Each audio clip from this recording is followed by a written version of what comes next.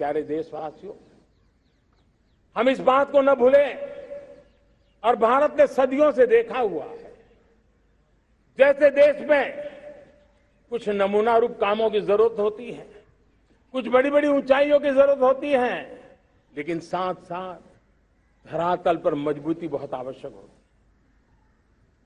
भारत की आर्थिक विकास की संभावनाएं धरातल की मजबूती से जुड़ी हुई है, और इसलिए हमारे छोटे किसान, उनका सामर्थ्य, हमारे छोटे उद्यमी, उनका सामर्थ्य, हमारे लघु उद्योग, कुटीर उद्योग, सूक्ष्म उद्योग, रेहड़ी पटरी वाले लोग, घरों में काम करने वाले लोग, ऑटो रिक्शा चलाने वाले लोग, बस सेवाएं देने वाले लोग, ये समाज का जो सबसे बड़ा तबका है, इसका सामर्थ्यवान होना भारत के सामर्थ्य की गारंटी है। और इसलिए हमारे आर्थिक विकास की ये जो मूलभूत जमीनी ताकत है, उस ताकत को सर्वाधिक बल देने की दिशा में हमारा प्रयास चल रहा है। मेरे प्यारे देशवासियों, हमारे पास 75 साल का अनुभव है। हमने 75 साल में कई सारी सिद्धियां भी प्राप्त की हैं। हमने 75 साल के अनुभव में नए सपने भी संजोए हैं, नए संकल्प भी लिए हैं। लेकिन अमृतकाल के लिए हमारे मानव संसाधन का ऑप्टिमम आउटकम कैसे हो, हमारी प्राकृतिक संपदा का ऑप्टिमम आउटकम कैसे हो, इस लक्ष्य को लेकर के हमें चलना है। और तब मैं पिछले कुछ सालों से अनुभव से कहना चाहता हूं, आपने देखा होगा, आज अदालत के अंदर देखिए,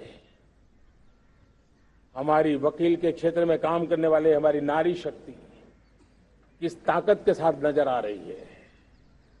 आप ग्रामीण क्षेत्र में जनप्रतिनिधि के रूप में देखिए, हमारी नारी शक्ति किस मिजाज से, समर्पित भाव से अपनी गांवों की समस्याओं को सुलझाने में लगी हुई है। आज ज्ञान का क्षेत्र देख लीजिए, विज्ञान का क्षेत्र देख लीजिए, हमारे देश की नारी शक्ति सिरमौर नजर आ रही है। आज हम पुलिस में देखें, हमारी नारी शक्ति लोगों की सुरक्षा की जिम्मेवारी उठा रही है।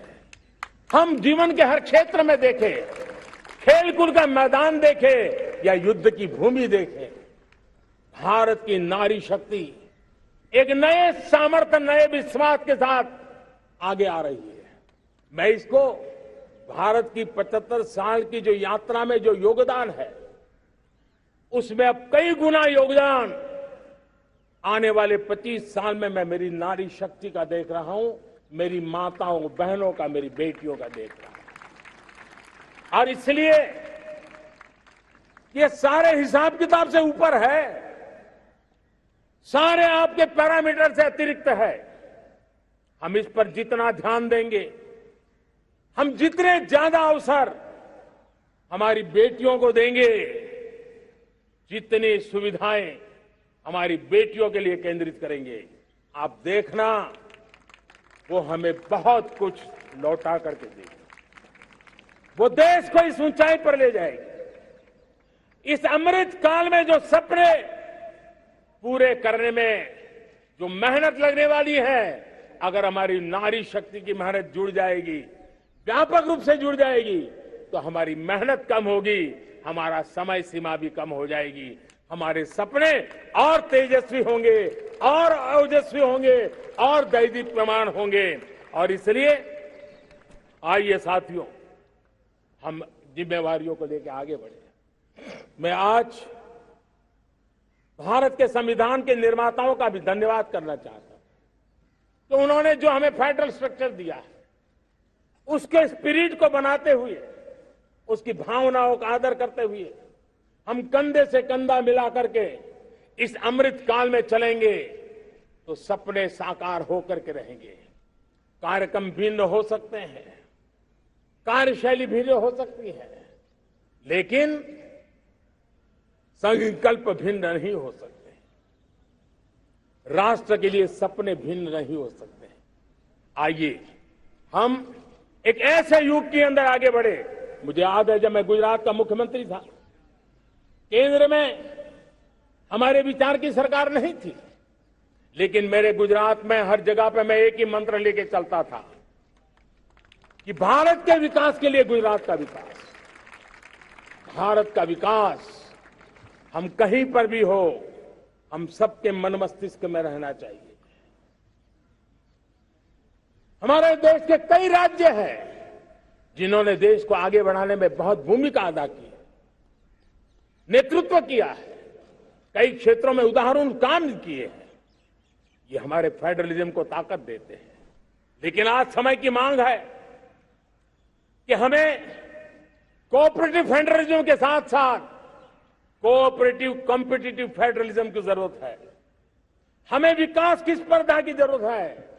हर राज्य को लगना चाहिए वो राज्य आगे निकल गया, मैं इतनी मेहनत करूंगा, मैं आगे निकल जाऊंगा। उसने ये 10 अच्छे काम किए हैं, मैं 15 अच्छे काम करके दिखाऊंगा। उसने 3 साल में पूरा किया है, मैं 2 साल में करके दिखाऊंगा। हमारे राज्यों के बीच में, हमारी सर्विस सरकार की सभी इकाइयों के बीच में वो स्पर्धा का वातावरण चाहिए जो हमें विकास की नई ऊंचाइयों पर ले जाने के लिए प्रयास करे।